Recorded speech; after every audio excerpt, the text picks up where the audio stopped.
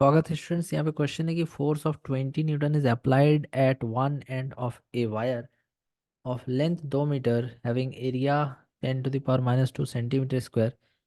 The other end of the wire is rigidly fixed if the coefficient of linear expansion इतना दिया हुआ है, Young's modulus इतना दिया हुआ है, टेम्परेचर इंक्रीज इतना दिया हुआ है, then the increase in length और इंक्रीज इन टेंशन या फिर increase in force of the wire will B.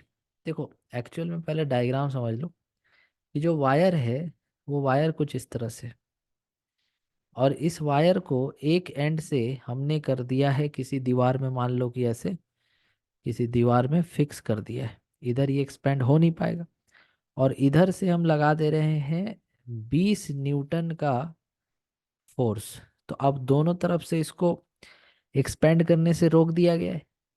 ठीक है, तो जब दोनों तरफ से एक्सपेंड करने से रोक दिया गया है तो ये फ्रीली एक्सपेंड कर पाएगा क्या? नहीं कर पाएगा। अब बहुत लोग सोच रहे होंगे कि सर हम जो फोर्स है वो ऐसे क्यों नहीं लगा रहे? अगर हम फोर्स ऐसे लगाएंगे तब तो ये फ्रीली एक्सपेंड कर सकता है, और हम इसके एक्सपेंशन में सपोर्ट करेंगे तो टेम्परेचर के इंक्रीज होने से फिर थर्मल स्ट्रेस कैसे डेवलप होगा? तो हमको दोनों तरफ से इसको रेस्ट्रिक्ट कर देना है फ्रीली एक्सपेंड करने से। तो इधर से भी हमने फोर्स लगा करके इसको फ्रीली एक्सपेंड करने से क्या कर दिया? रेस्ट्रिक्ट कर दिया। अब जब हम टेम्परेचर को यहाँ बढ़ाएंगे तो थर्मल स्ट्रेस जनरेट होगा, और वो थर्मल स्ट्रेस हो जाएगा इस फॉर्मूला से F/A। तो F/A इक्वल टू हो जाएगा Y∆L/L।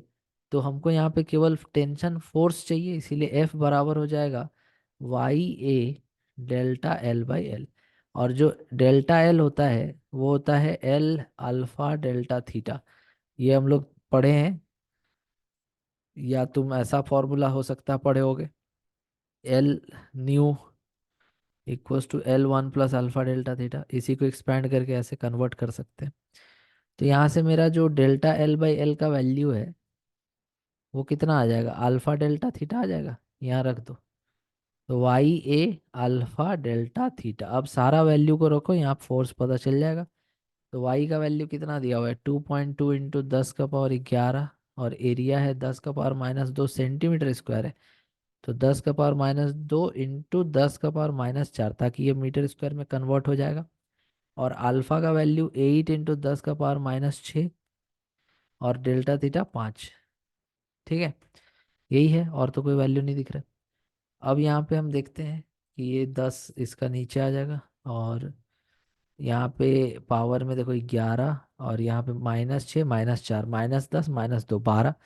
तो -12 और यहाँ 11, तो -1, और नीचे का एक जीरो ऊपर जाएगा तो -2 बचेगा। और इधर 8 इंटू 5 40, और 40 इंटू 22 880, है ना? 40 इंटू 22 880।